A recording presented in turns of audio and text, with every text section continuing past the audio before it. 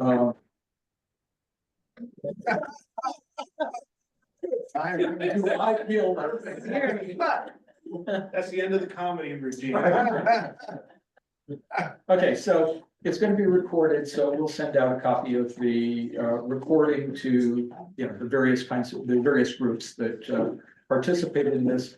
I want to particularly thank the Faith Alliance for Climate Solutions, Citizens Climate Lobby, 350 Fairfax, Sierra Club, I think Mountains Out Front, all who have been promoting this event and who will be essential as we move forward as citizens. So I want to begin. First of all, usually we start these evenings with a meditation. Those of you who are members of the Unitarian Universalist Congregation of Fairfax know that our group, Act for Climate Today, has been working very hard on trying to move practices towards a more plant-based diet because of its important impact on the environment, on climate, and also out of compassion for animals and the impact of animal agriculture, or industry. So in lieu of a meditation, we've asked Tom to come up and talk just a few minutes about the journey of moving from meat to plant-based. Tom? Hey guys, my name is Tom Elliott. I haven't even taken my jacket off. I've been busy running around with computers and stuff. My wife and I, we became vegan in 2019. She came home from the doctor and said, "We have a cholesterol problem." And I said, "Wait, have Big Mac. We don't have a cholesterol problem." And so what we decided to do was just go vegetarian and see how that would impact everything. And it worked more for me than for her. So I was in a lot of trouble at that point. And then she decided for me that we were going completely vegan. And we just decided to jump into it with both feet. We got hooked on Dr. Greger, Neil Barnard, PCRM, and we inundated ourselves with as much information as we possibly could. Our 3 kids went vegan with us, and they were teenagers, so that was not an easy thing to convince them, but they didn't have money, so they couldn't buy me.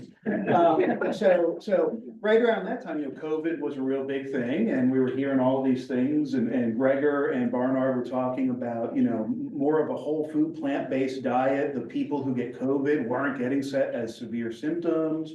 Their mortality rate wasn't nearly as high. So we're like, oh yeah, we're good, we're golden. Then we decided to get life insurance because it was COVID and we've been putting it off. And, they send out the home health nurse and they draw blood, and my wife's policy got underwritten right away.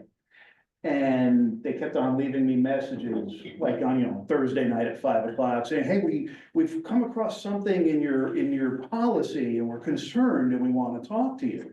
And I'd freak out and I'd call them back. And I'd leave a voicemail. For like 2 weeks, I thought I've got some mysterious disease. I'm dying. What the hell is going on? And they said, "Well, based on your cholesterol numbers, based on your blood pressure, they want to extend the policy another 5 years for the same rate. Is that okay with you?" And I was like, "Oh, geez, yeah." So that's kind of our story. We frequent as many vegan restaurants as we possibly can. At home, we are pretty much 100% whole food, plant-based. For potlucks at work, I'm the one who's always bringing the fruit salad. But I work for a military nonprofit, so there's a bunch of, manly tough guys in there. And my vegan chili won 2nd place in the chili cook-off a couple of years ago.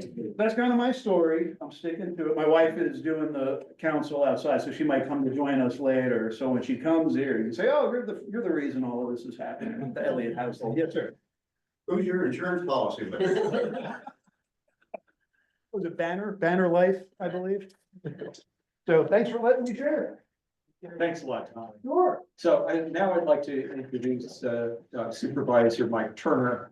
Mike is represents the Ashburn area, the Ashburn district.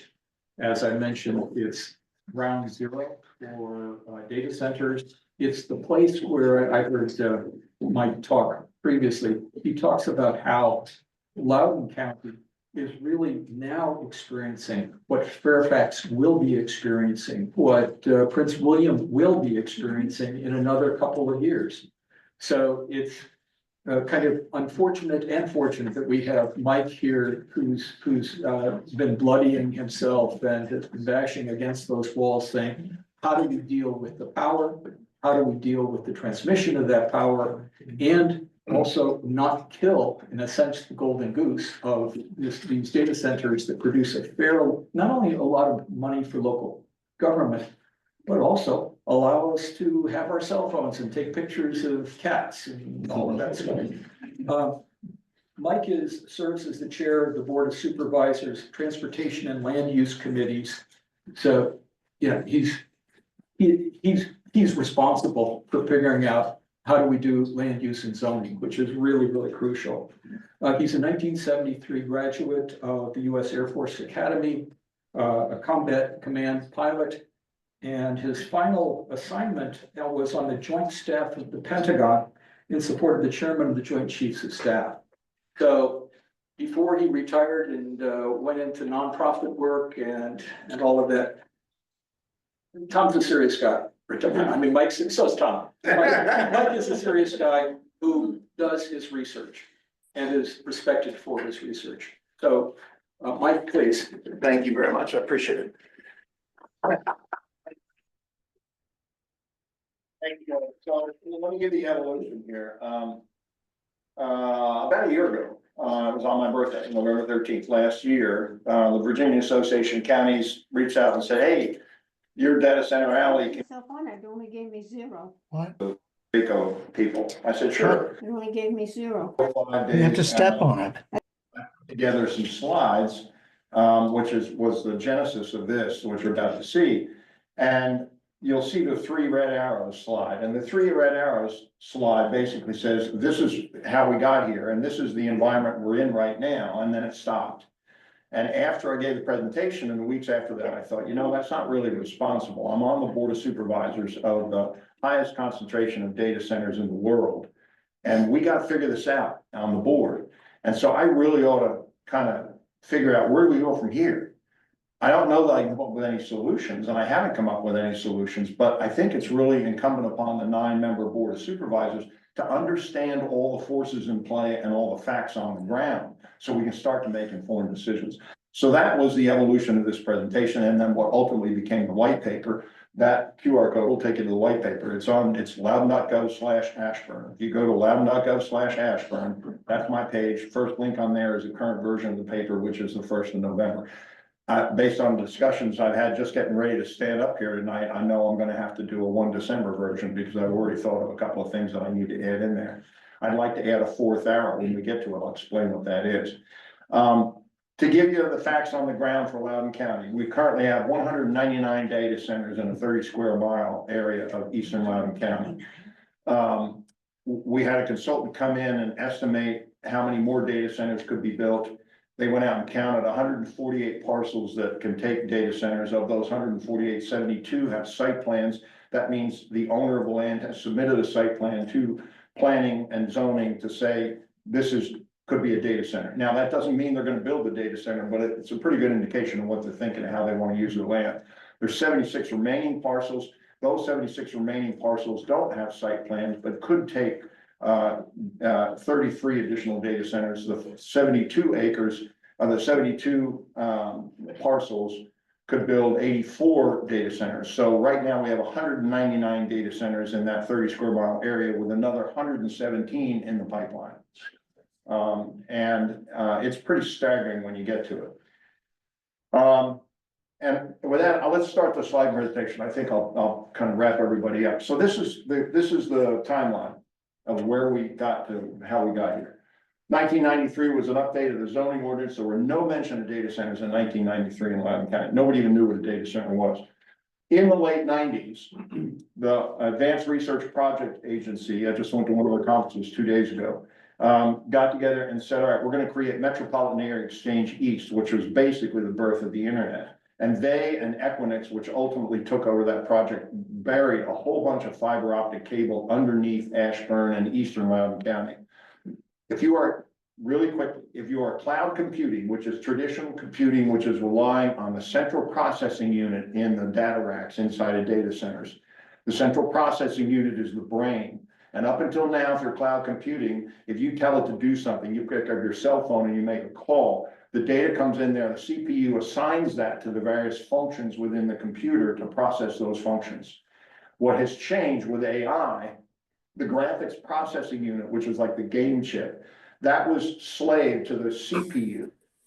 AI has changed all that. AI now has a graphics processing unit, which is almost independent. It's semi-autonomous, and it doesn't need the CPU anymore. Here's the catch. It uses about 10 to 20 times more energy to power that GPU chip. So the critical factor in the old cloud computing, what is it, 5 years old then? The old cloud computing was latency. How fast can you move a piece of data from point A to point B? The lower latency rate, the better. And Loudoun County had the fastest latency rates anywhere on planet Earth. That was the key. That was the breakthrough for us. That's not true with AI. Energy is the key point for AI, but for old cloud computing, latency was key. So in the latter half of the 90s, they laid all that fiber optic cable. In 2000, our zoning administrator made the first mention of data centers and called them similar to office buildings. The instant he said they're office buildings, it opened up 7 parcels of land in Loudoun County where they can build data centers by right without asking anybody's permission because they're office buildings. That was a key decision. In 2001, we revised our general land use plan. In 2003, we revised our zoning ordinance, and that was the first mention of data centers in our zoning ordinance. The plan is a vision. It's not legally binding. The zoning ordinance is the legally binding underlying of the general use plan. 2003, we revised, we're gonna mention that. 2008, our economic development director, Buddy Reiser, said, holy cow, we got more fiber optic cable than anybody else. That's the key commodity for a data center. A data center has more money than you could possibly imagine, and they don't put kids in our schools and they don't put cars on our road. What a business opportunity, and started to aggressively market to data centers and said, come on down. And that's when that started in 2008. 2014 was the first time we talked about restricting data centers for site setback and sound. And then in 2019, we finally updated our comprehensive plan. 18 years between our last version and the new version. Big, big mistake. Our boards intervening in that 18-year period said, every time you make a tiny little change to the comprehensive plan, that counts and resets the 5-year required clock that the state has said you got to update your plan. But what the state meant was, you got to do a comprehensive review of your plan. I'm getting way down in the weeds here, sorry. Next slide. 2022 is the critical benchmark in the world of data centers and power and where we are right now. That's the hockey stick. If you look at the graph of energy use, and PJM and Dominion said on the 10 years prior to 2022, it was kind of going down slightly because of efficiencies. And in 2022, it went like that. And that's where we are right now. In 2022, I kicked off a series of 3 meetings with my committee that said, we got to get a handle on our data centers because we started to sense that there's too many by right data centers being built that we can't, that don't have management control over. I want to see a map of where they are, where they can go, where we don't want them to go. I want to know what kind of changes we need to make to our comprehensive plan, what kind of changes we need to make to our zoning ordinance to begin to manage this growth. 1 week after I finished the 3rd meeting there, PJM, the Northeast Power Authority that controls the entire Northeast power grid, called up Dominion and said, you know that infrastructure, that 5-year infrastructure prediction you gave us just the other day for $65 million of infrastructure, you're off a little bit by tenfold. You need to spend $650 million on infrastructure. You have load violations all over the Loudoun County grid, and it's not going to get fixed even with your existing projects until 3 to 5 years out. So that happened in the summer of 2022. I will tell you a side story, which is relevant really quickly. We had a data, which I just found out. We just found out about this about 2 months ago. There's a data center company in Loudoun County that in the summer, in August of 2022, had just paid $1 billion for a land lease in Loudoun County on a piece of land. And 2 weeks after they signed the lease, Dominion called them up and said, sorry, you're not gonna have any power for 3 years at least, probably 5. And they said, what do we do? And their answer was, we build a completely islanded, off the grid, 8 natural gas turbines with catalytic reduction units attached. So there's very, very, very low emissions. And we operate off these turbines, and they are operating today in island mode, off the grid, off of these 8 natural gas turbines, specifically because they can't get power. Okay, so I kind of jumped ahead there. So in 2022, PJM said you don't have enough power. In 2023, Dominion announced they're going to run a 500 230 kV line along Route 7 in Loudoun County. You can imagine how happy the neighbors in my neighborhood of Lansdowne were to hear that they're going to have an overhead transmission line running right down Route 7, which was absolutely forbidden for the last 20 years. In December of 23, right after that, we updated our zoning ordinance. And then in 23, later on in 23, PJM also announced that, oh, and we're also going to bring in a new 500 kV line from the north into Loudoun County because Loudoun County doesn't have enough energy. And then in 2024, in March, this was the first time we had a major data center application that the board denied. That was the first time it happened. They came in and they wanted 2.9 million square feet on a 600 megawatt campus. They were allowed by right 1.3 million square feet. We said no to the 2.9 million campus. It made all the newspapers. They came back the next meeting, said, okay, fine, we'll only build on 1.3 million square feet. And we approve that, we'll keep the environmental package in. They were going to build it anyway, whether they said yes or no. By saying yes, we got the environmental package, so we said yes, and that got built. But that was the first time we'd ever said no to a 2.9 to a major data center company. Okay, next one. Sorry. Here's the infamous 3-arrow slide. The 4th arrow is climate change that I will add to this slide when I go. Demand for data is going crazy. Demand for data is going through the roof worldwide.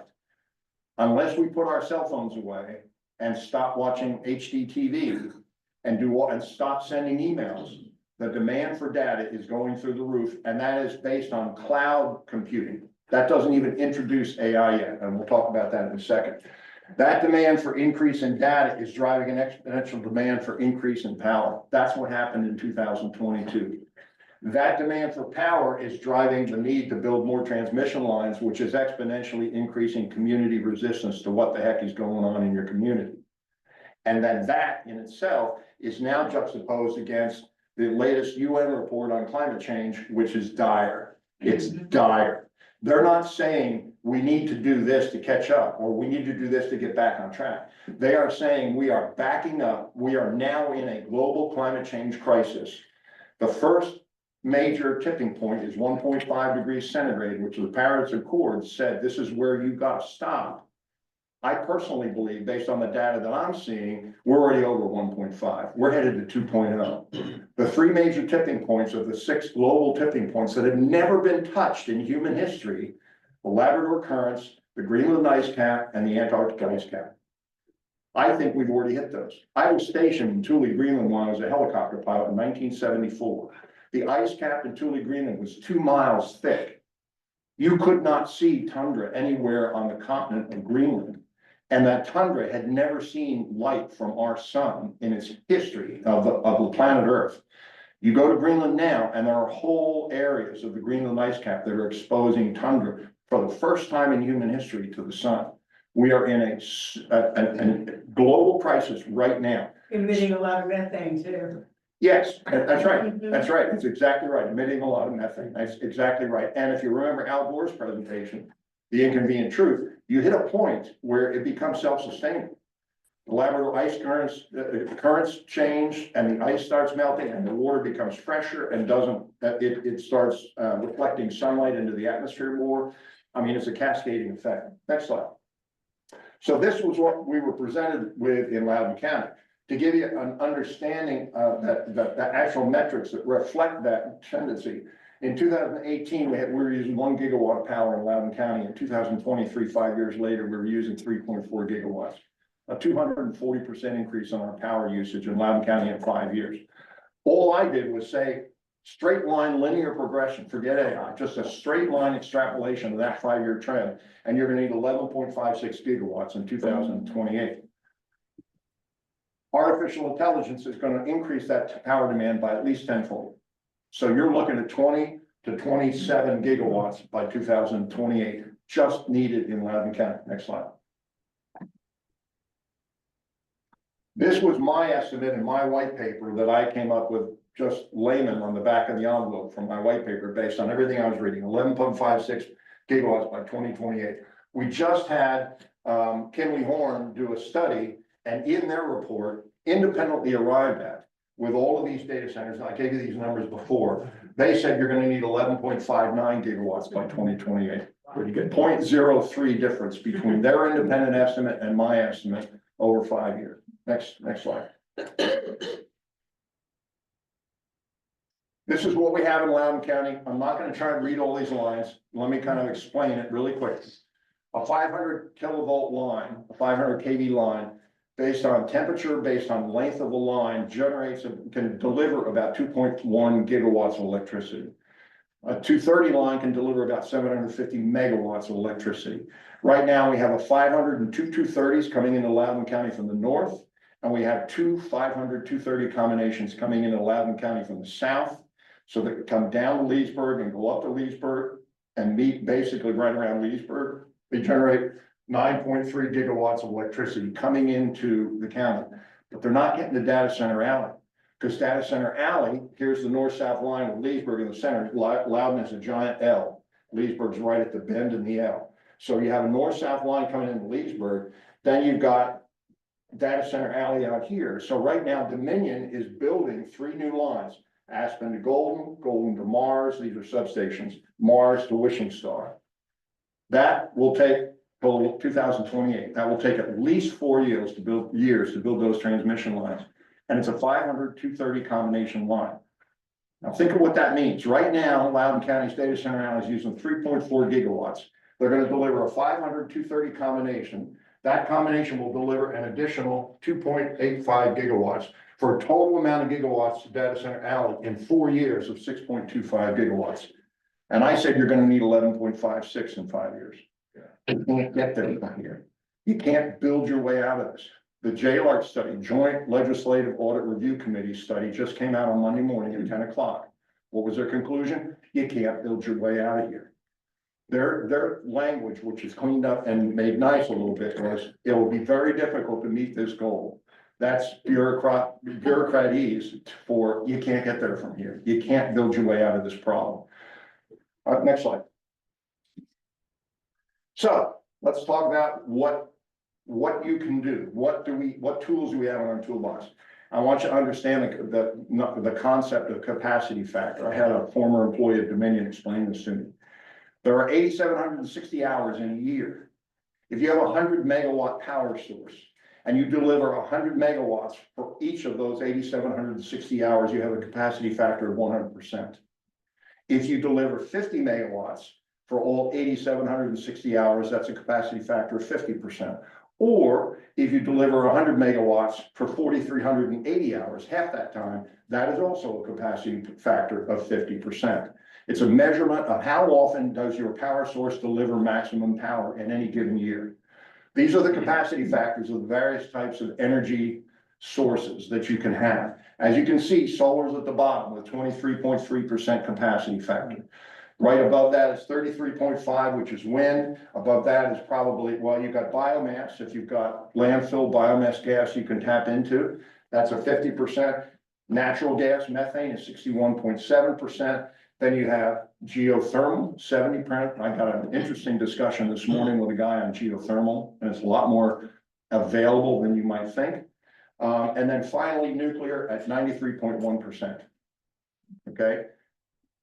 You're starting to think, okay, well, this is really interesting, as I did when I first uncovered these numbers. This has some real serious implications. Remember the 4 arrows and what the 4th arrow is right now.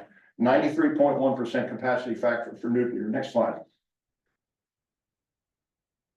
These are all the energy sources that you can use. Now, the premise of this, in my larger slide presentation, the premise says, okay, here's all the constraints.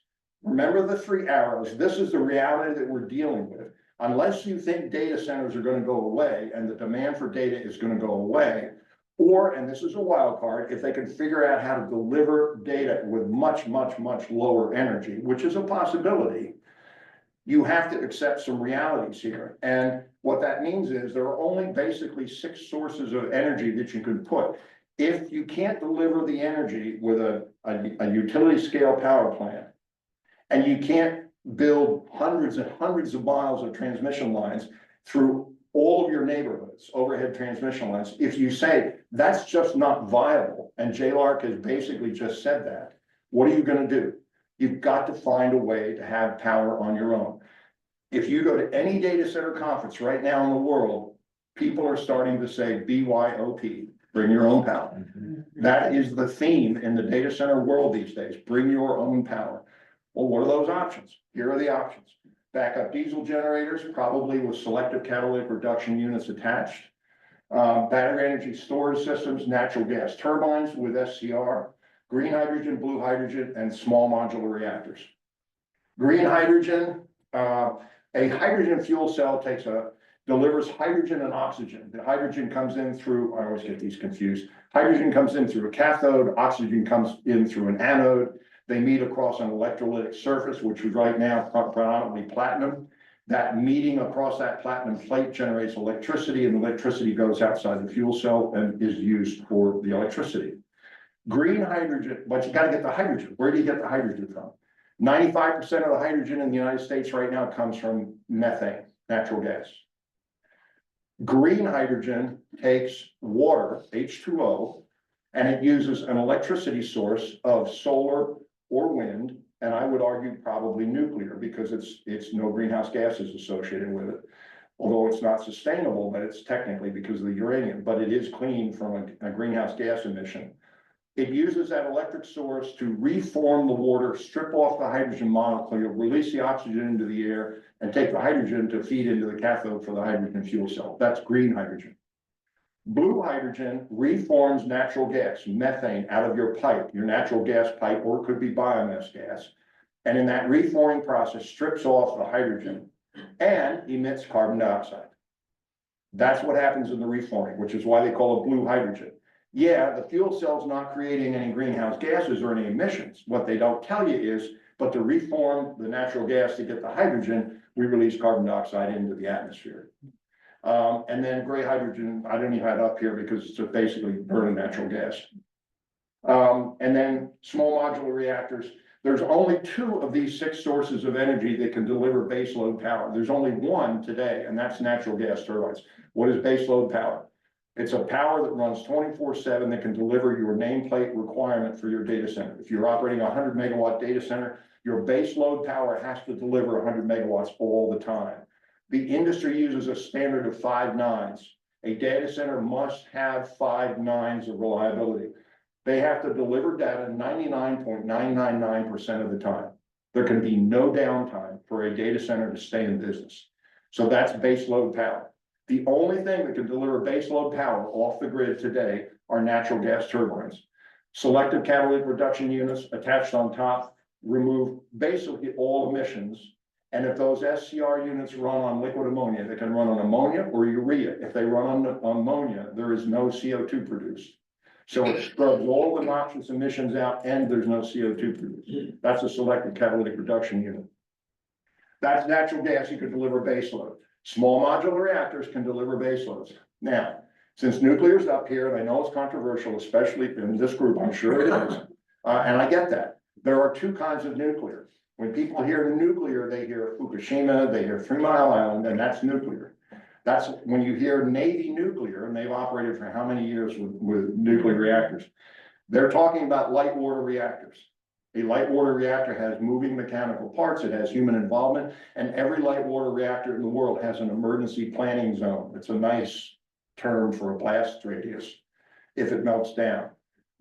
The new version of reactors, which are now new versions of small modular reactors, are what we call sodium fast reactors. They use liquid sodium to cool the rods. It cannot melt down. They have tried for 30 years to melt down a sodium fast reactor. You can't do it. If you pull the rods out of the liquid sodium, the whole process, the physical process simply shuts itself down. So for licensing purposes, a sodium fast reactor does not have an emergency planning zone.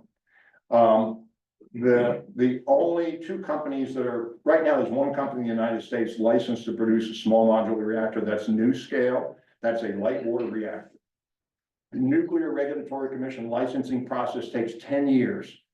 There is a major national effort right now to get that cut way down. The company that is 8 years into that 10-year process that's building a sodium fast reactor is called Oklo. And they are building sodium fast reactors and for small modular reactors. A micro reactor is under, that's right, under 100 megawatts. A small modular reactor is 100 to 300 megawatts. Anything above that is a reactor. So 100 to 300 megawatts is a small modular reactor. As you can see, base load can only be delivered through gas turbines. So that company that bought that $1 billion piece of land and then was told you're not going to have any power for 3 to 5 years, they were right next to a natural gas line. And so they already arrived at that conclusion 2 years ago before I ever wrote this paper and had any idea. And nobody in Loudoun County knew that they were operating in Loudoun County in island mode. We had no idea because it was by right. That's one of the reasons I introduced a motion, which is very controversial in Loudoun County right now. No more by right data centers in Loudoun County. Why don't you define by right first of all? Sure, absolutely. A by right piece of land, if you buy a piece of land, and by right means you have these 15 permitted uses on that land. If you build one of those permitted uses, it's by right. You don't need to come to the Board of Supervisors. You need to submit a zoning permit to the zoning administrator, but you don't need to come to the Board of Supervisors. If it's legislative, that means, okay, it says I can build a gas station, but I want to build a gas station that's way bigger than what the parcel is allowed to have on it. You have to come to the Board of Supervisors and get permission to do that. So what I've done is introduce a special exception for all new data centers in Loudoun County that says if you're going to build a new data center in Loudoun County, you require a special exception, which triggers a legislative application. You must come to the Board of Supervisors and tell us what you're going to do. As you can imagine, the data center community is not real happy with that change. But that's what we're trying to do, is get our arms around what's going on. And unfortunately, Fairfax County supervisors decided not to do that. Yeah, I can't speak to that. I don't know what's going on in Fairfax. I know the general consensus in Fairfax is we better be careful or we'll turn into Loudoun. Which is okay. I mean, I think that's it. Yeah. That's a lot of information. It's very granular and I apologize for that. But that's the reality that we're dealing with in Loudoun County. There are certain things that are in play that we have to deal with, and that's where it was.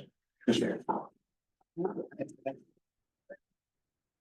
Second time I saw your presentation, great presentation. Thank you. A lot to unpack in there. Yeah, Let me just take one little thread. sure. I saw a recent survey that said that most of the data centers in Fairfax County, at least most of the newer ones, are being served for the needs of the major tech companies. I'm curious if you agree or disagree. It's, Amazon, Google, Netflix, you know who they are, right? And so Amazon in particular on their website likes to say, we are all green. We're 100% net zero energy. What they're not saying is we also need to build all these data centers and we'll build them. But the citizens are gonna have to pay for that electricity as well. Well, there's a lot to unpack in that question. Let me tackle it. So the first thing is, we're all green. So here's the reality. Everybody on the PJM grid, that's 13 states, in the PJM Northeast power grid. PJM's mix of energy is 60% fossil fuels, 40% non-fossil fuels. Okay? The data centers love to say in their marketing, we are the largest consumers of green energy in the United States. Technically, that's true. Why are they saying that? Because they're the largest consumers of electricity in the United States. And they're getting all their electricity from PJM. And 40% of the electricity is green. What they don't say is, oh, and 80% of that 40% is nuclear. And it's out of state. Here's an interesting tidbit for you. So you gotta really watch these numbers. So when they claim we're green, and when Amazon claims we're green, I had a discussion this morning about what Amazon, it can be creative use of renewable energy credits. It can be all kinds of different things that gets them to net green. And my question to the guy I was talking to this morning is, how much green energy do they actually consume on site? I'm lots of tap dancing, lots of moving around. And so that's what you gotta be careful when you hear that green thing. The other thing is, you asked about, it's the hyperscalers, the big guys that are using up the energy. We have 6 hyperscale data center companies in Loudoun County: Amazon, Google, Facebook, Microsoft, 2 others I can't think of offhand. The other day, and I can't name names of these, but other than the Colo one, but we have one data center in particular company, in particular in Loudoun County, who's responsible for 60% of our tax revenue just alone by that company. And I believe it's a co-location data center. A co-location data center is a data center that serves 100, 120, 150 customers that buy rack space inside their data center. An enterprise scale or hyperscale data center is an Amazon or a Google, where the entire data center serves Amazon or Google. We have 6 customers that basically are responsible for the vast majority of our revenue. Who are they serving? I don't know. But that's kind of the breakdown of who's using the energy. So wait. So why don't we stop and Yes, hold on questions I'm and taking. hold time away from you, sorry. until after Ann. Covered some of my stuff, that's excellent. So I'd like to introduce Ann Bennett. Ann has been around the environmental movement, has been a co-warrior with us around trying to make the community-wide energy and climate action plan actually mean something in Fairfax. So far, we haven't been terribly successful, either she or the Faith Alliance, but we can hope. But Ann is the lead for the Sierra Club on data centers, on land use, and probably a whole lot of other things, many hats that she's had. But I'd like to introduce Ann, who's going to give us maybe let's say a complimentary presentation to what Mike did. And then when she ends, what I'd like to have is for both Mike and Ann to stay up here, and then we'll answer questions that you have that came in through the RSVPs. And then also, I'm seeing that Tom has been collecting questions that have come up from people out online. So Ann, please. Yeah, thanks. I want to thank Supervisor Turner for tackling this. If all the supervisors and all the legislators at the General Assembly had your level of knowledge and concern, I think we would be having a different conversation tonight. Thank you. Right. So anyway, next slide, please. Next slide, we did this. So I have some pictures in mind, so it won't be quite as dense, but this is Loudoun County. These are some photos from the drones, the Piedmont Environmental Council shared with us, just to give you a sense of what this industrial development looks like.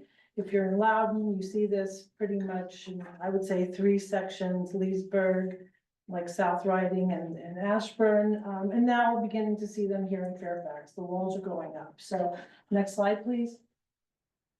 Game changer, AI, we don't have to go through that.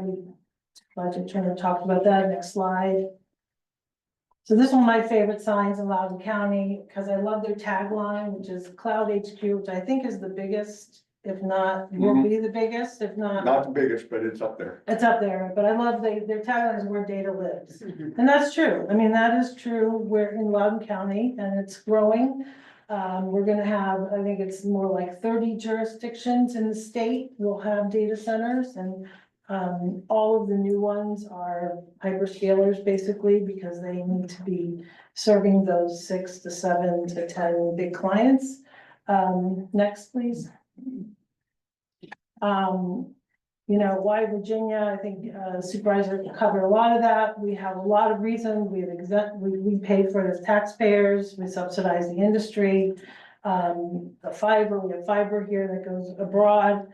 We've had good energy, cheap energy, and that may be changing, but there are good reasons to be here. This is a picture in the Sully district of Fairfax. That's a new Amazon building next to a ball field that's county owned. So you can see how things are butting up against each other. Next slide, please. So I echo exactly what he said. This is a sort of bigger view. We're in an energy crisis in the state. We are just at the beginning of the build out. I mean, Loudoun County, I estimate, is about halfway through. Maybe you have better numbers than I do. But we are in this position because we never did proper energy planning. We need a ton more infrastructure that needed to be built before the data centers were built. We have lots of costs coming, and we just never really had the conversations from a public policy point of view that should have been had literally years ago. 300 million, I look at square footage that's entitled or by right statewide, and that's sort of where I'm coming. I think it's higher than 300 million. I know those are big numbers, what do they mean? But it equals about 45 Pentagon, which I think is still the biggest building in the world. I don't, anyway, next slide. Amazon is a huge player. They're about half the Virginia's business, as far as I can tell. They had a sweetheart deal sort of with the state. You know, a lot of people are in the game. There's a lot of money to be made. And there's a lot of services to deliver. So it's, you know, there's a lot of people who want this to happen. So, next, please. I mentioned the seabed cables. We have them in Virginia Beach. So as you'll see, I'll show you a map that their data centers are going down 95. They're already in Henrico, but they have access to, other markets across the world. So next slide, please. You know, I think we can expect up to 1,000 data centers in Virginia. 199 are built in Loudoun, we heard, so you can see about, now, I can't say that they will all get built. I don't know. We don't know what technology will change, whether it be too expensive, who knows? But this is a data center going up in Springfield. That's Amazon also. Anyway, next slide, please. And this gives you a little bit of a sense of where we are in the market. We're expecting Loudoun to be about 92 million square feet. I don't know if you look at it from square footage I point of think it's view. about right. I think we're 48 million now with another 47 in the pipeline. Okay, yes. Prince William is gonna be a very close second if it all gets built out. Fairfax is sort of to be determined. They have more data centers than they really have said. And big, lots of them going up, mostly Amazon.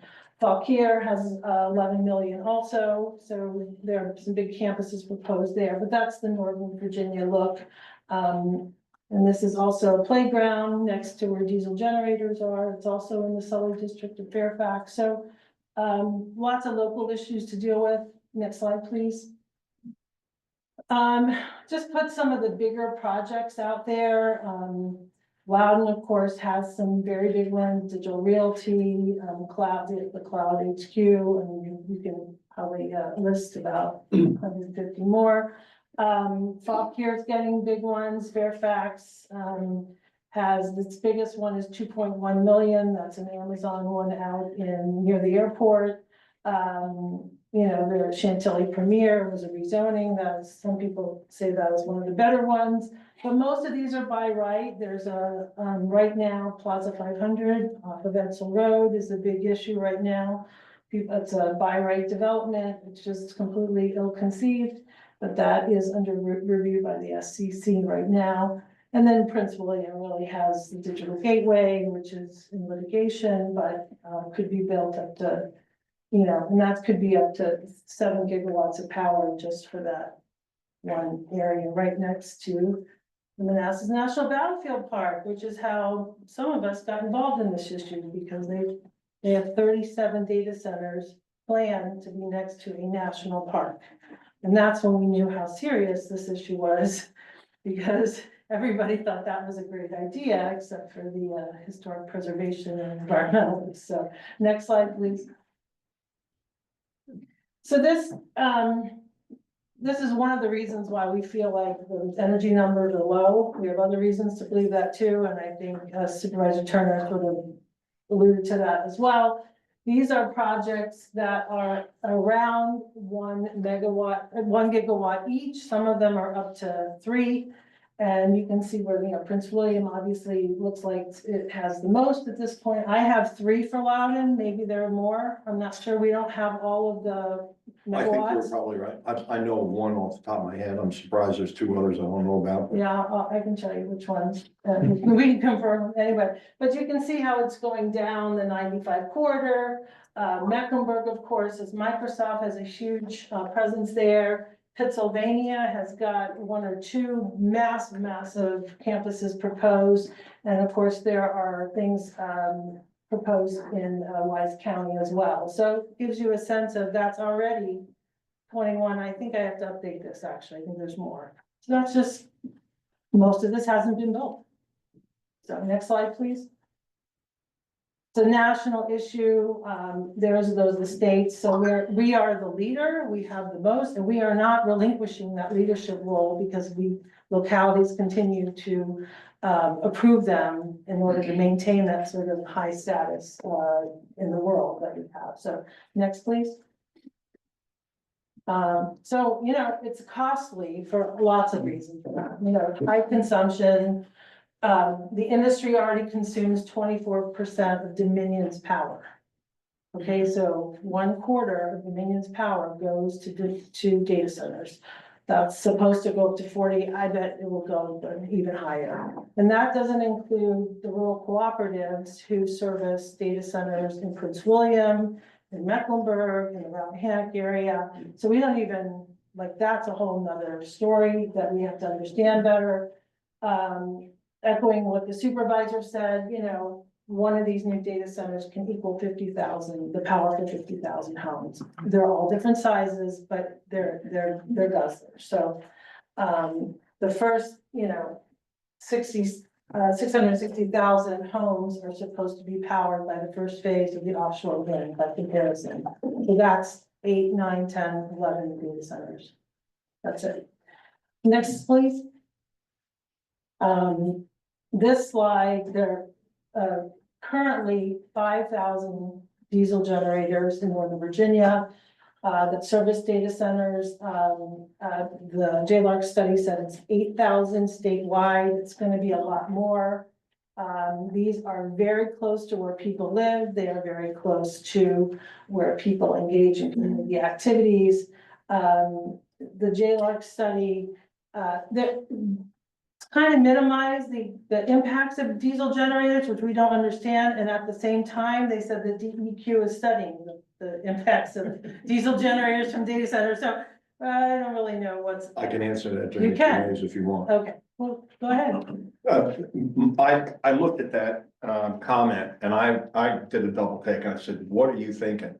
Yeah. Well, first of all, they don't realize we have 4,000 diesel generators in Loudoun County. Nobody else has 4,000 diesel generators. What they're thinking is you've got a data center here, and they got some backup generators and they run them for a few hours every month. That's a minimal impact. But when you have 4,000 diesel generators, that's a major impact. And it seems to me, and you might be able to confirm this, it seems to me in the last Council of Governments, Washington Council of Governments assessment, Loudoun County had really bad air quality compared to the other Northern Virginia jurisdictions, and it's because of our tier 2 generators. Right, and I know Sierra Club has asked the SEC to look at the cumulative impacts of the diesel generators, particularly in a place like Loudoun or Mecklenburg, where you have not quite maybe 600 or 700 diesel generators down there. So big problem. Next slide, please. And so, this is what we look at in terms of the cumulative. I mean, this is what I call the diesel generator pollution corridor, which is, where Prince William and Western Fairfax and Eastern Loudoun and, going up into where the quantum loophole will be in Montgomery County.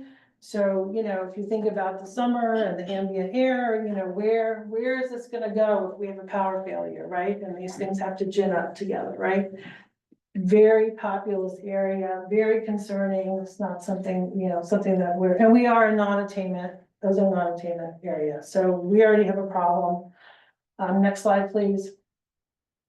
And we're a climate organization.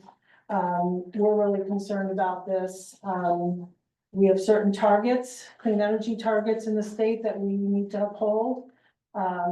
Localities have goals. I don't know exactly what Loudoun's goal is. I know Fairfax has a goal and an interim goal. I don't know how the data centers, they're not in the CCAP plan as far as I know. I know Loudoun has an energy strategy that was supposed to keep things pretty even keel. I'm pretty sure that hasn't happened because Loudoun emissions are up over 50%. And that's from the commercial, that's a data center sector. And those are old numbers actually, so that may be up. So, and here, this is what last year's projection from Dominion, I actually need to pull it out. You guys are getting a lot of numbers, but the carbon numbers are projected to go through the roof is the bottom line, and we have to do something about it. Next slide, please. Gas, gas is a problem. I thought this was interesting from the JLARC study talked about unconstrained demand. I think they got it right. I mean, that has been the story of data centers. They have unconstrained development and now unconstrained demand. And we talked about this earlier, we never had a community conversation about what's too much and what can't we handle or what can't we handle over time. So now we're in a crisis situation because localities continue to approve them, whether by right is one thing, whether special exceptions or whatever, they continue to be approved and they get built. And then Dominion has to supply the power in some way, at some point, or the rural cooperative or whatever. But this is from the JLARC report. New natural gas plants would have to be added at a rate of one large 1,500 megawatt plant almost every year. That's without meeting the VCA requirements, or almost every 1.5 years with the VCA requirements for 15 consecutive years, which would be faster than the rate they were added in the busiest period of the last decade in the state. Okay, so that, how can we describe this? How many ways can we describe how much that is? And we think these numbers are probably low. So next slide, please. This is Google in Loudoun County. This is a new project in the south, the Arcola South Riding area. And the reason I put this here is because, Google, I was just at actually a presentation and they talked about their data center in Finland, which is 98% efficient. The way they use seawater to cool it, it's a cooler climate, a much better place than Virginia. And so Google is one of the better companies. Actually, they have targets and they work very hard. And because they are an enterprise, they facilitate their own, they're their own client. So they have a real financial bottom line reason to keep things as cost effective. And they have pretty stringent corporate carbon goals. So what's happening in Europe, for instance, is much more stringent than what's happening here. And I would say that we, localities, the state, nobody has asked the industry to do much. And so that's been a very big missing piece. And I don't know what Google is doing in Loudoun. I hope the numbers are good there. I just don't know. Next, please. And we talked about this earlier, you talked about this earlier, this is the demand curve, this is how we got a sense of how this was that line that Supervisor Turner talked about going slightly down. And this is the data center line, which exactly lines up with the overall increase in demand. So the JLARC study, the SCC also asked Dominion to pull out data centers recently from its IRP filing. Same kind of thing. All the demand, pretty much all the demand is from data centers. So we know what's causing the problem. Next slide, please. this is a 7-year, possible 7-year wait for hookup. I don't know if that jives with what you've heard. That's a problem for the companies, right? Because they're ready to go. They put this huge capital investment in, and if they can't plug in, it's a problem for them. Peak summer for, just the same thing. The curves are going up. The temperatures are going up here in the Mid-Atlantic. It's also gonna be harder for them over time. So next slide, please. Again, same thing, 1-year difference in the curve on the left. And this here is Dominion, and this is Electric Cooperative. So it gives you a sense that the electric cooperatives are a very, very big player, and the state is gonna have to start to deal with that as well. They are exempt from the Virginia Clean Economy Act. And that's why that's a massive problem from a carbon price view. Next, please. These were I just added lots of slides, sorry, but this is the new stuff that came out of the JLARC study. This is that unconstrained demand. They're looking at 30 gigawatts. And if we already have, 21 or more, it just probably isn't gonna, the math probably is gonna be much higher than that. And then these are some of the scenarios from the unconstrained demand and half constrained demand.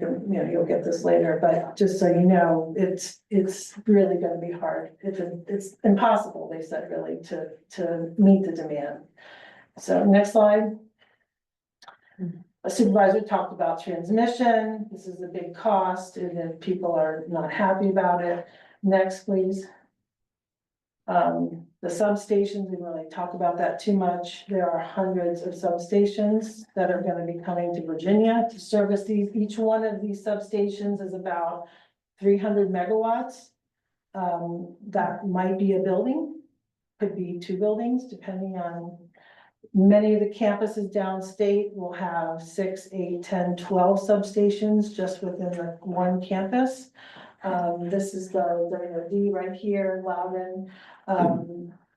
That's not the prettiest part of Loudoun anymore, I would say. There's some prettier places. And who pays for that is really part of the conversation moving forward. Next, please. Transmission, these are some of the proposals. Supervisor talked about it. You can see how many communities will be impacted and how many states actually. Next slide. And then I just threw together some equivalents. This is updated based on the 30 gigawatts that JLARC talked about, 34 new coal plants, 18 new North Annas, and 100 small nuclear reactors at 300 megawatts. Okay, those are not inexpensive, those small nuclear reactors. We don't actually know what they'll cost. There's a race to get them to market. They're not a viable technology right now. We talked earlier about what year they're gonna be ready. I don't think anybody knows, and it's really hard to plan for energy demand if the technology isn't available. I will just leave it at that. Next slide, please. Sierra Club has an energy report. You guys are welcome to download it, look at it if you want. Really ask the industry to do more. They are already starting to do more because they can get the energy faster, and sometimes they can get clean energy faster. The problem is they don't always get clean energy in our grid system, the PJM system. Will only help Virginia if they are procured here within the PJM grid. So that's a Sierra Club national product. Next, please. Some of you, I know for sure, some of you live near communities that have development of data centers that are abutting residential areas. This is Loudoun. This is what it looks like, particularly on the right here. We're seeing this more and more. Fairfax wrestled with this most recently. I think they didn't get it right. They did not put enough buffer between industrial and residential and other community uses. They could have, they chose not to. And we will be seeing more and more of this in Fairfax as well. Next, please. This is in Fairfax also, that's Amazon, and these are townhomes, okay? So that's how close it is. The JARC report just said that the industrial scale data centers makes them largely incompatible with residential uses. 1/3 of data centers are currently located near residential areas, and industry trends make future residential impacts more likely. We have definitely been saying this all along. It's a lot. There are a lot of communities that are, you know, intimately impacted, and most of them aren't even built yet. So there's many communities that don't even know what kind of noise, 24/7 noise they're gonna be up against. And I will say that Fairfax did not change its noise ordinance. They didn't want to open that up. They added studies before and after, which is very nice. But it doesn't necessarily protect the communities 24/7. Next, please. Again, these are community uses right next to Amazon. Next, please. So local land use really matters when it comes to this industry, really, really matters. Just quickly, I know you guys are probably ready to have a snack. Water is increasingly an issue. The cooling, we talked about the servers that, you know, pull so much more energy. Will they also have heat associated with that? The AI, particularly AI and crypto also. And so we are seeing increases in water use. We've actually seen the data in Loudoun, and Loudoun has a very good planning mechanism for water. But I think they are planning to go from, you can correct me if I'm wrong, 1 billion gallons in reserve to 8 billion in reserve. I haven't been tracking it. Yeah, so next slide, please. We'll go to the next one. I think there's some data. Well, this is the Prince William, this is the Fairfax County gets a lot of its water from the Occoquan region. Big concerned about the full build out in Prince William County because that's where our water comes from. We just don't know. We just don't have answers from Fairfax Water yet on how that is going to be handled. Next slide, please. Anyway, here's the Loudoun numbers. You can see the total gallons between 2019 and 2023, they've gone up a lot. And Loudoun has a reclaimed water system to their credit. They planned for that. But look at the rise in the potable water for data centers. So I'm not saying every data center is switching to water or liquid cooling, but some are and many are countrywide. So this is a big problem also downstate where water sources might be limited. Next slide, please. This is lots of fights going on already. Louisa County has 2 big Amazon campuses. They have plenty of water, but King George does not. So this is an issue we do think will be in the General Assembly. Lots of landowners are concerned about this, the permitting and the pulling the water out of like the Rappahannock River. Next slide, please.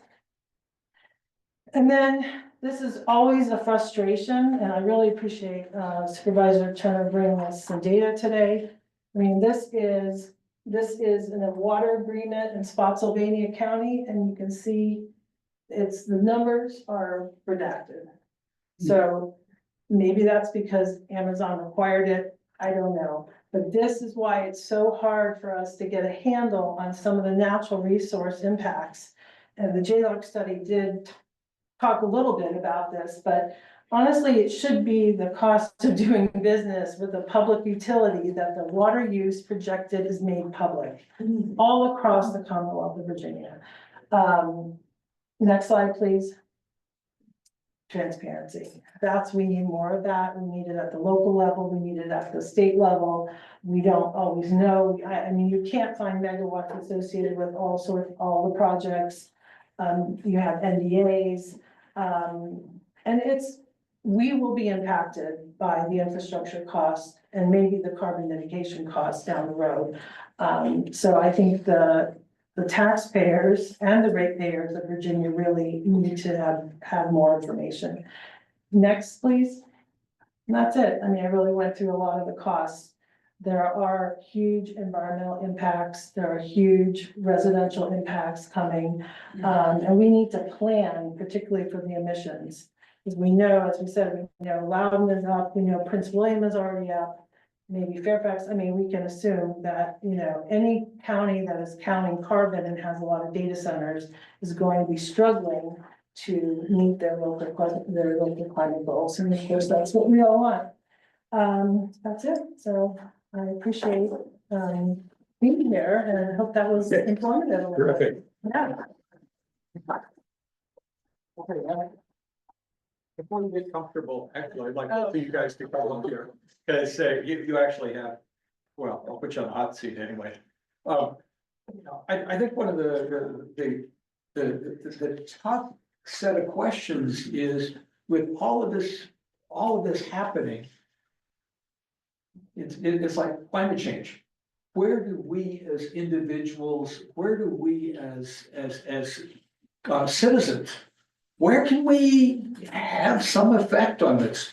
Because telling us that it's terrible is kind of like telling us that, you know, climate change is getting worse. What is it from your perspectives, and I'd like to hear from you all? What can we do about it?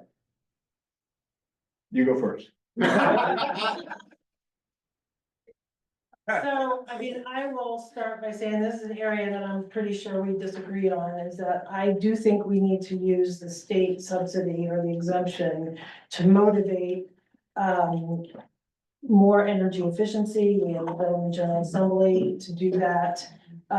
They shouldn't get a free ride. What can And they we, have it- what can we do Well, as you individuals need about that? to lobby your state delegates and your state senators to tell them this is something that is impacting you, will be billed to you as a ratepayer, and is currently you are subsidizing with your tax dollars.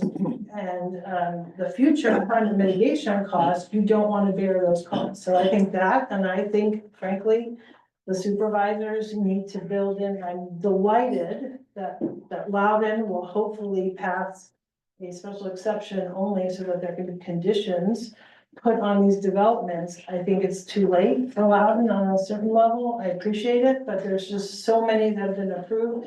But Fairfax should go back and make special exceptions required, again, so that they can work with the companies to do better products. Some of these companies have an interest in keeping carbon emissions low, and some don't care. It's not monolithic.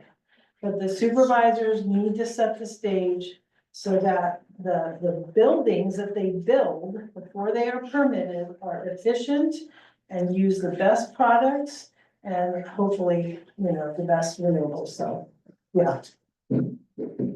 I still am wondering, what is it that we can do? Okay, I'll give you, just a supplemental answer.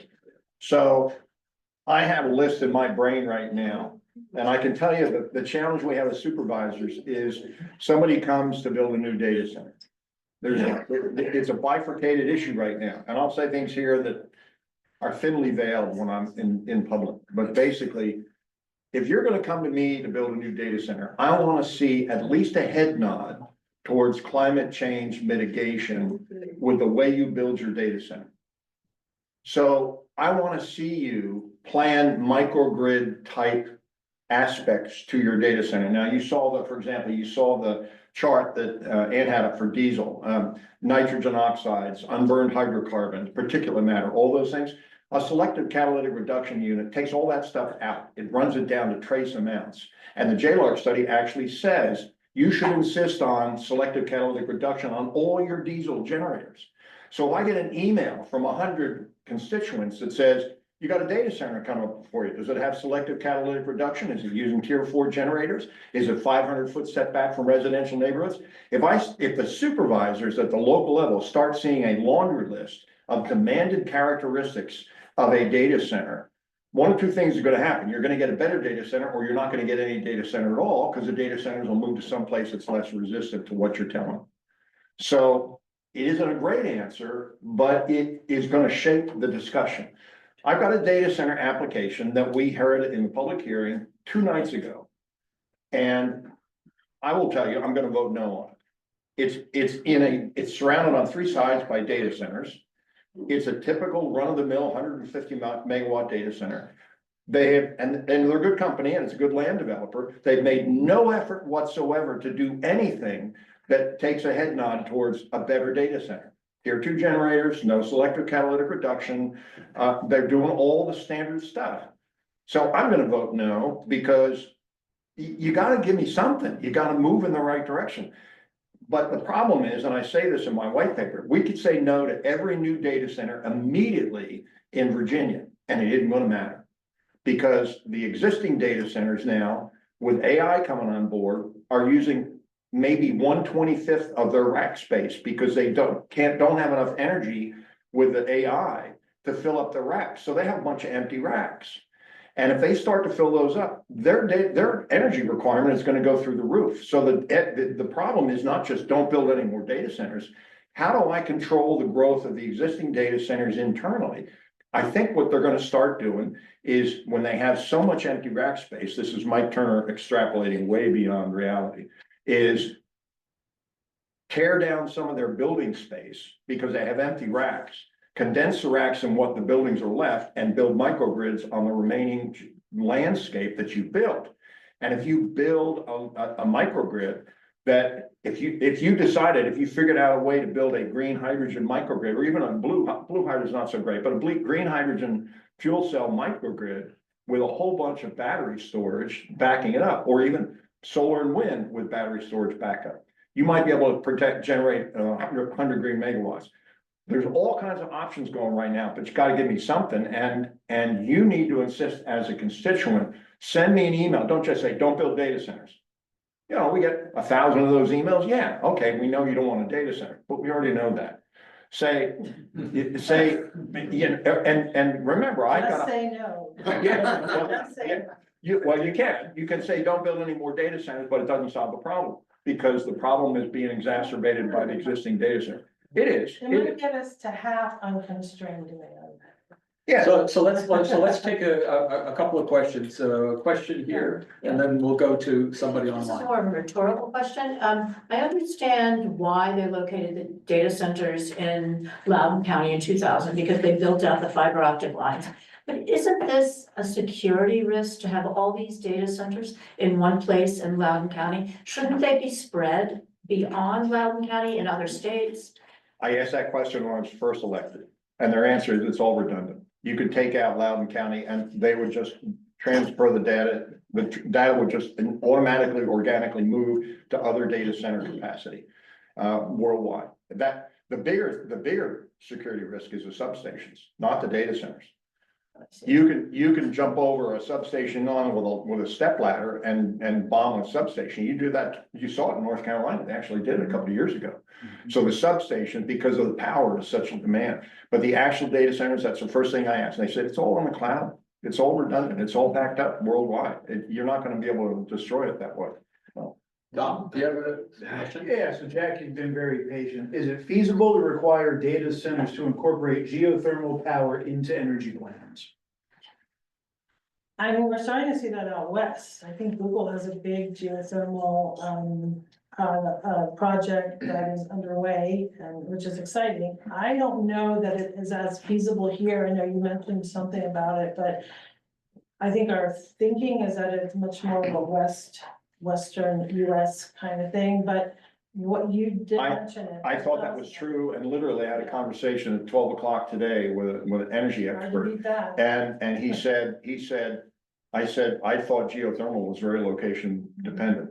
He said, not really. He said, with new technology, you can pretty much drop down a really deep well anywhere and then go laterally with your pickups. And you can generate geothermal energy. And you saw it was a 70% capacity factor. So that's really great. The question mark is, yeah, but can you deliver 500 megawatts of geothermal power? I don't know that. Loudon is rocky. Yeah, and we're rocky. We got tons. Expensive to drill. Yeah. So- Yeah. On the other hand, it's a good way of using all that fracking technology. You had a question over here. So this is in response to something Mike said, but I'd be interested in both of your all's opinion. You mentioned, all right, obviously say more than don't build more data centers. Is there something that we could maybe be asking for? I don't know if it would be like a regulatory move or something else for how the current data centers can be more efficient, like if they're consolidating rack or something like that? Great question. I will tell you, I've had this idea for about 6 months or so to build create a green business development zone in Loudoun County. And to say that, give you an idea of magnitude. Our total, we got a $2 billion budget if you don't count the capital budget in Loudoun County. We give 1.3-ish to schools. So our operating budget to actually run the county day in and day out is about $950 million. We had $895 million in business revenue from the data centers. So that's how much revenue is coming in. We're very concerned that we're too dependent on data center revenue. We're trying to wean ourselves off of that. Well, the only way you can wean yourself off of that is to lower the tax rate for data centers. You want to think politically of how that's going to go over with our constituents when we lower the data center tax rate. What I want to try and do is create a green business development and said, if you are a data center and you exhibit, I have three characteristics right now off the top of my head. Number one is, are you using Tier 4 generators or selective catalytic reduction on your Tier 2 generators? Are your noise decibels, right now our zoning ordinance says you have to be 65 decibels at the property line, way too high, way too high. Are you 55 or less at the property line? And the last one would be, is your power usage efficiency, PUE, power utilization efficiency, below 1.15? So you're very energy efficient. I went to a Cooler Chips conference 2 days ago, sponsored by ARPA, and their whole industry is trying to get the chips way cooler. So your PUE is driven down to 1.05. It's almost perfect efficiency, using a whole lot less power. So what I want to say is, if you have those three characteristics in your data center, we'll give you a 20% reduction on your property taxes, on your business personal property taxes. That's a pretty big incentive if you're talking about $895 million. And that's where Ann and I disagree, is what we're worried about in Loudoun County, and this is just survival. If you yank the sales, and there was a proposal in the last session to do exactly this. If you yank the sales tax, the theory was Loudoun County doesn't need any more data centers. They don't need to attract any more. So let's get rid of the sales tax exemption for Loudoun County or Northern Virginia. And we said, you do that, you'll kill the industry. You will bankrupt Loudoun County. They will pick up and move. That is the one thing that will cause them to pick up and move. So we're kind of antsy about anybody screwing around with the sales tax incentive. That's why I'm trying to do it with a carrot rather than a stick and say, if you behave in the following ways, we will voluntarily reduce your tax rate, which is a huge savings for them. So yeah, there are things you can do. And this goes back to, what can you tell the supervisors to do? Give me a list of specific characteristics that you want to see in data centers, and then demand those characteristics in your existing data center market and make them better citizens. I mean, this would be a great start, because localities really haven't done this. I mean, Right. really would. But I would say also, and Sierra Club has pursued the strategy of asking companies like Amazon to earn their exemption by delivering energy efficient data centers. They can do it, and that PUE sounds about right to me. They should go lower over time, but Amazon can afford to build an energy efficient building. I don't know that we need to give them this incentive anymore. They are already here. They are half the market in Virginia, for instance. Microsoft is a big player as well. These are the most profitable companies in the world. Okay, and I'm not saying they shouldn't be here, but they need to deliver better. And you are subsidizing them to build without any regulation that we all care about. Well, let me jump in as well, which is, we have Mike here who has done the deep dive in his district. He's got a huge number of data centers, so it's rather obvious that he's got to be paying attention to it. We've just gone through here in Fairfax County, where we don't have a whole lot of data centers. We have some, and we have the same problem of by right ability. Anything that is a piece of land that had been zoned for a campus, a business campus. Industrial. Certain They industrial. can, Yeah. the supervisors have to know that there's a constituency behind them to take action. I agree. Yeah, so, Mike's gonna, fight the good fight, but unless he's got support from the constituents of the other supervisors. What's really going to make a difference is was $895 million. You know, it's really hard to argue against $895 million of basically gifts. Yeah. Unless what you've got are constituents who are up in arms and saying not just no, but alternatives, come up with something that's Yeah. real. I'd like to turn to Tom. Do you have another question? Yeah, Patty wants to, her comment is Germany has requirements for data center energy independence. Why can't we have the same requirements? It would make it much more expensive to build the data centers. That's not the trade-off consumers have to settle for. I got one really quick. Go. Number one, Europe uses a whole lot more nuclear energy than we do. So energy independence and green energy independence, I say green, I know that's a loose use of the term when you're talking nuclear.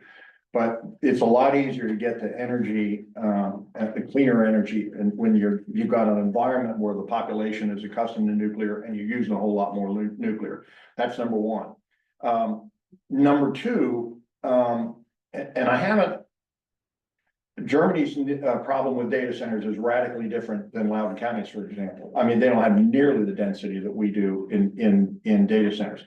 But something else that Ann said too, that they have to kind of understand, and my timeline kind of touched on that. And underlying this, and I have approached this right from the beginning, and I say this in my white paper in multiple places. I do not believe there are good and bad guys in this discussion. There are not. There is a data center community that for its entire existence never had to say, where am I getting my power from? They had unlimited power. You have a utility company that never in a million years imagined that they would have too much power demand that they could build into and provide. And you had consumers that are looking at their property taxes going down and down and down because the data centers are coming to the community. But there's no bad guys there. I'm not That's sure they're going down, our real property taxes. not in every jurisdiction. No, in Loudoun County, you're absolutely right. In Loudoun County, the real property taxes in Loudoun County are 25% lower than all the surrounding jurisdictions because of our data centers. And we still get, every tax season, we still get a couple hundred emails. Why are my property taxes so high? And the answer is yours are 25% lower than every other surrounding county and jurisdiction because of our data centers. Now, if you go into Willisford, one of our communities in Loudoun County, and there's a street, I should take a picture of it. There's a street in Willisford, which is a by right community. It's a residential community built entirely by right. If you go on that street, you walk out your back door of one of those houses on that street, and you walk 60 feet, and you are looking at a 100-foot tall, quarter-mile long, gray concrete wall. It's the Amazon data center, which built right up to the property line of that residential neighborhood. So that person is not going to care about the property tax discussion. They're not going to care about the electricity discussion. They're going to say, the value of my house just dropped by 95%. What are you going to do about it? That's all they care about. So but even then, are there good guys and bad guys? Yeah, Amazon probably shouldn't have done that. But everybody responds to market mechanisms. And so I think, to me, and the reason I wrote the white paper, I think this sounds so condescending, but education is the answer.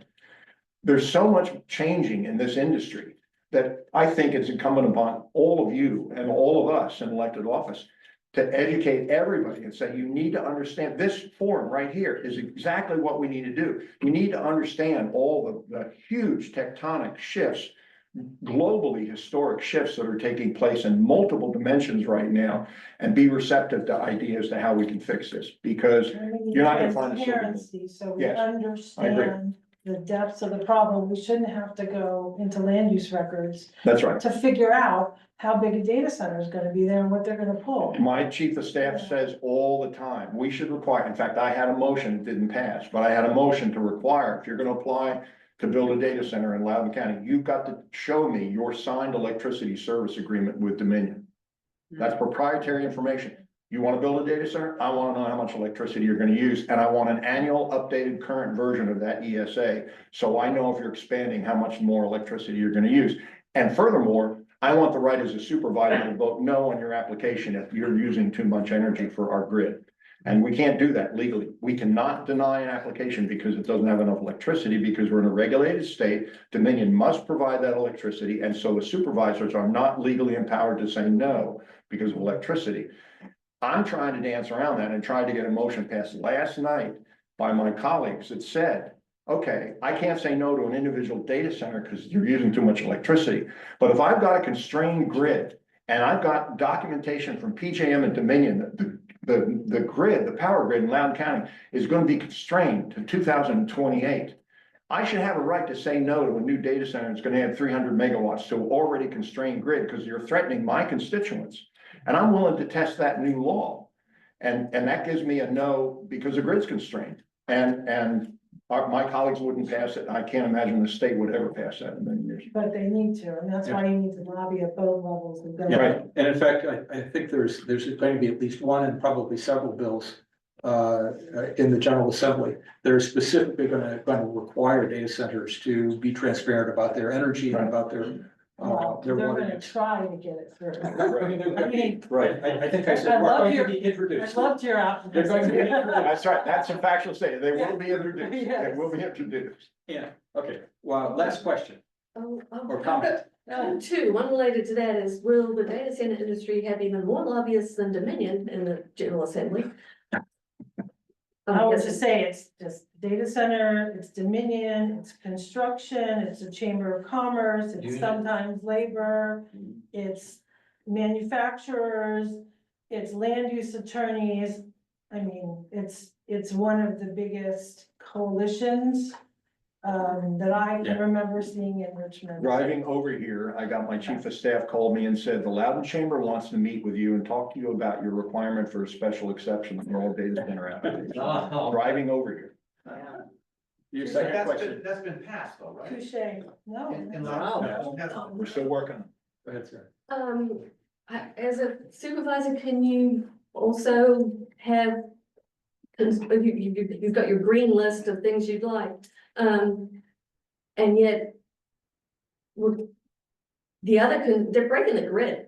And PJM has proposed that gas and nuclear can jump to the head of the queue to get connected. And so clean energy on the larger scale is being disadvantaged and Well, more than we can yes deal and with. no. We need to work.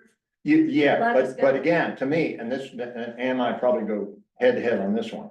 To me, with the energy, the environment that we're looking at right now, barring getting rid of data, which I don't think is realistic.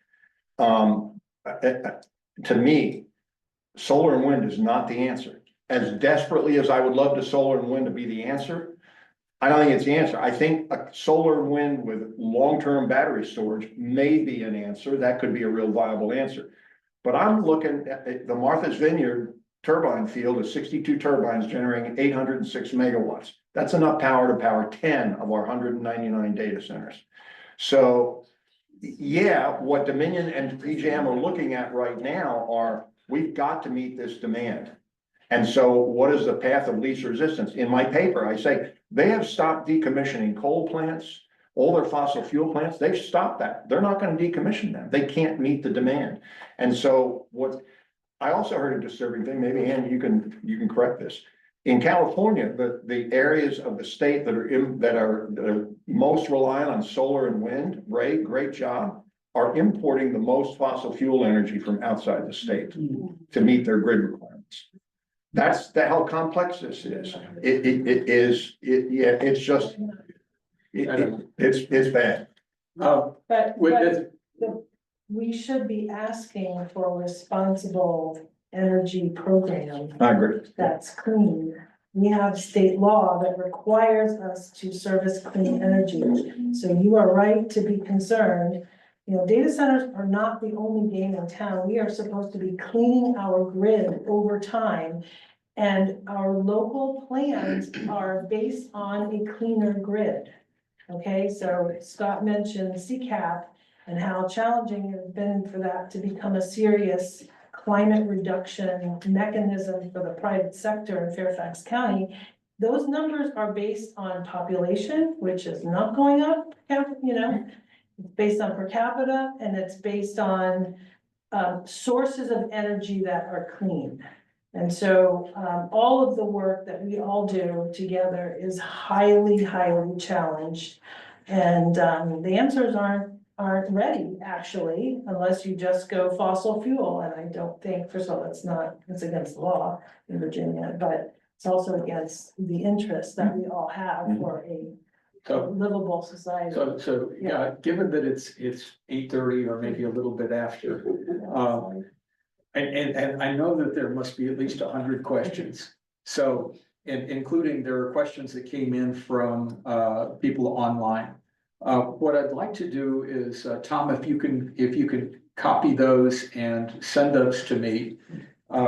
Somewhere we can find a piece of paper so that if you've got questions, you can write them down and then I'll send it to our two speakers.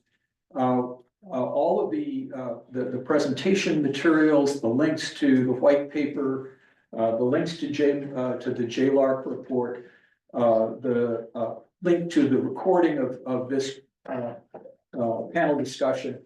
It'll all be sent to you and everybody who signed up.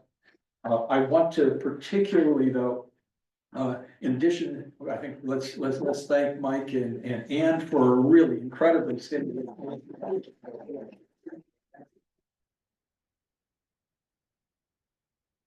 And I want to point to the groups and some of the individuals who are working on citizens' engagement on this issue and on the environment. First of all, of course, I wanted to talk about a little bit the Act for Climate Today at the Unitarian Universalist Congregation of Fairfax. Loretta and Mike over here have been just incredible leaders, including the food that you see back there is their gift. We do have a little donation box that allows us to do more of this stuff, so please be generous. The Citizens Climate Lobby has been working, and we've got a couple of people here from the Citizens Climate Lobby that have been working not just at the national level on reducing greenhouse gases, but working at the state level and locally.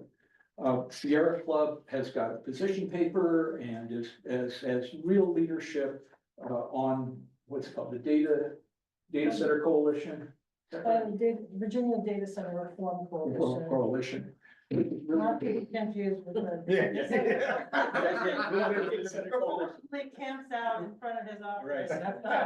And also I want to point out, of course, Scott Peterson and Adriana from the Faith Alliance for Climate Solutions. And Brian. And frankly, many of us with the Faith Alliance, their materials, and the Faith Alliance has got policy positions on data centers and as part of the coalition. No, we have principles. We're still trying to figure the whole thing out as well. Principles, and they've got a concept of a plan. You have a JLARC report now. I'll take responsibility for that since I just came on board on Monday. I also want to say that there are people here who are working on the Edsel Road Data Center project in Fairfax. If you'd like to connect with them, Terrific. they are on the ground and dealing with the SEC as well. So I want to thank everybody and I thank our two presenters. You all, thanks for coming. All of you online, thanks as well.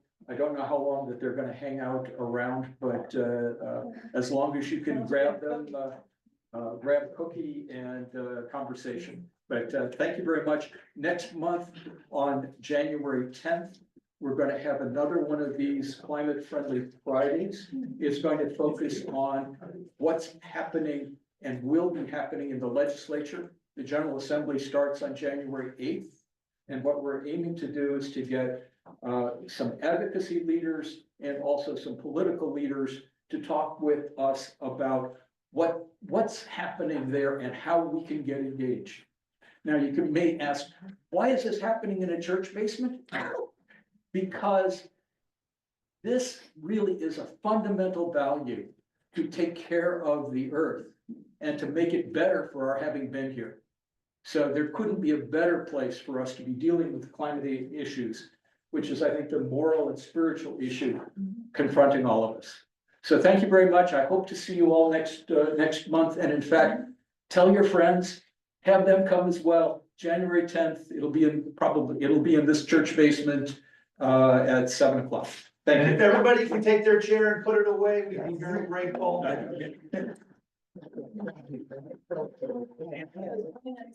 Look forward to seeing you. I want you to.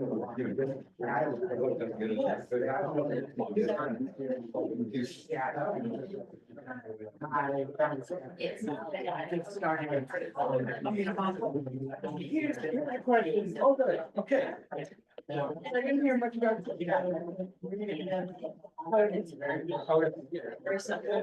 Mike just, I think, just mentioned. Yeah, but. But I think we are given.